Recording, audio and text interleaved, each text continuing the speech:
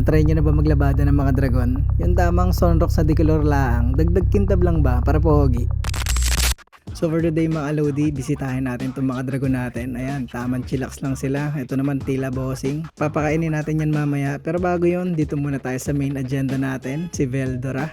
So papaliguan natin si Veldora ngayon kasi kitang-kita naman, di ba? Napakadugyot. Kakahukay ng kakahukay pag may pinapakaing iba. Ayan. Anyways, may nakita tayong shampoo na para sa mga reptile. Ayan o, reptile shampoo by Scale and Shine. So sa instruction, wala akong nakita kung paano siya gagamitin. Pero gamitin pa rin natin, sayang bili. Tsaka ayan o, nanggigitata na rin yan eh. So ayan itsura ni Veldora bago paliguan. Kung mapapansin nyo, parang faded na yung coloration niya. Gawa ng substrate yan syempre. So game, lagi na tayo na mainit na tubig para tila naka hot spring si Veldora. Tapos banlawan muna natin siya kasi bobomba pa to eh. Alam niyo naman pag nilagay sa tubig yan, automatic nagtatanim. Ba, uminom pa ng tubig ah. Sarap na sarap oh, nakapikit pa yun ng munggal eh no? So sa part na to, tapos na bumomba si Veldora, huwag na natin pakita at talaga namang karumal-dumal. Try na natin siya laban.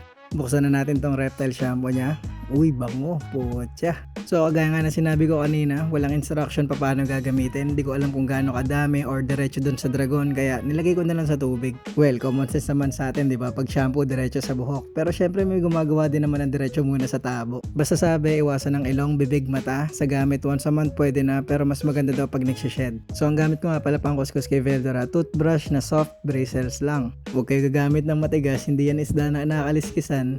So far, bumubula na si Veldora kaya mukhang okay din naman. Basta yung likod, belly, tail, tsaka paa lang yung kukuskusin ko. Tapos biglang sumapi sa isip ko, pucha wala pa banlaw.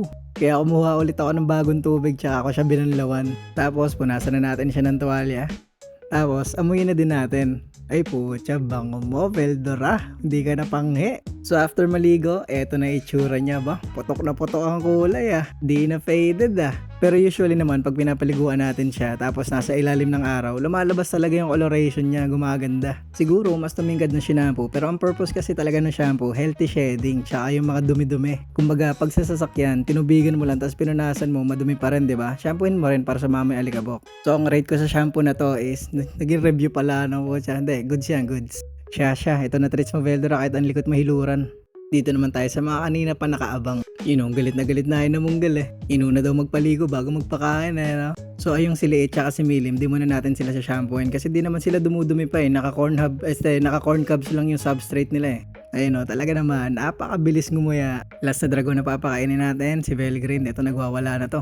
Sa bagay, ano nga naman bago? So naka-mix and match yan si Velgreen ngayon. Halo ng Superworm tsaka Dubia. Kasi malilit yung Dubia eh. Hindi yan masasatisfy ng tamang Dubia lang eh.